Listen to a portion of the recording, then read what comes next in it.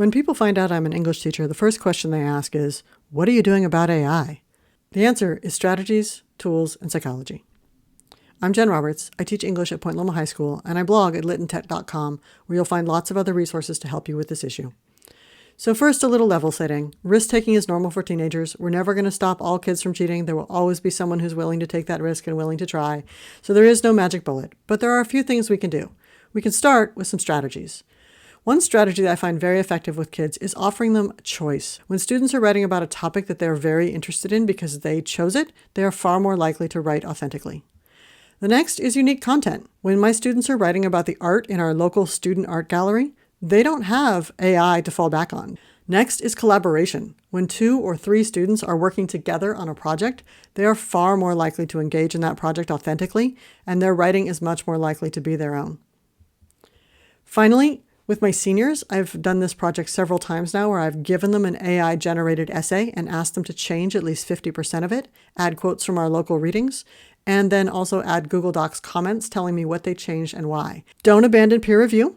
I have found over and over again that students will not put AI-generated writing in front of their peers. A few tools. My best practice is to require all writing in a Google Doc, and that Google Doc has this big note at the top that says, do all of your writing for this assignment in this document. A few tools I use to analyze that Google Doc. First is this brown bar at the top. That is a Chrome extension called Revision History.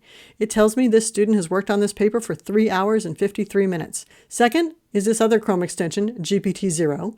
That also gives me a count on the number of edits. Brisk down here is showing me that AI writing is unlikely on this paper. Remember that AI detectors are really unreliable, but they are another useful metric. But the number one way I know that this student wrote this paper is the comments from his peers over here on the side. That peer review is the gold standard for me of authentic writing. This is revision history playing back a student attempting to write his paper about the Into the Wild book. Again, these were Brisk, Revision History, and GPTzero. You can find links to all of them in Preserving Authenticity in Student Writing, the blog post linked at the bottom of this slide. Another great strategy for helping students make sure they know their stuff is video answers. Asking students to speak to a camera about what they understand about your class material is really effective. A little psychology. Self-efficacy matters. I cannot say this enough. It is very highly correlated with authentic writing. Students who believe they can do the work are a lot less likely to cheat on the work. So one strategy I use with my 9th graders is I print out 18 copies with 3 paragraphs each, and I ask them to score those paragraphs. After a few minutes, they want to know if their scores are right or not, and I get to say, actually, I just want you to tell me which one is AI. In under 10 seconds, all the teams identify the middle paragraph as AI generated. And then I get to say, if it's that easy to spot the AI for you, imagine how easy it is for me. With my seniors, I show them this meme. This is what you think your writing looks like when you use AI, but this is what I see. They get it. They understand that their writing with AI is close, but to me, it's very obviously not hitting the mark. Some strategies for responding to AI misuse depend on whether or not the student has admitted the misuse or not.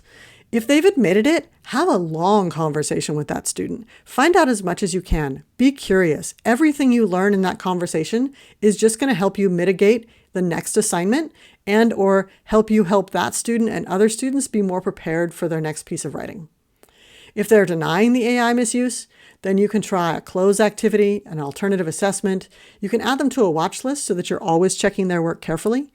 And you can express concern to their parents and other teachers. A concern is not the same as an accusation. With parents, I find it very effective to say, I really hope that your student can learn this lesson now before it becomes more significant later.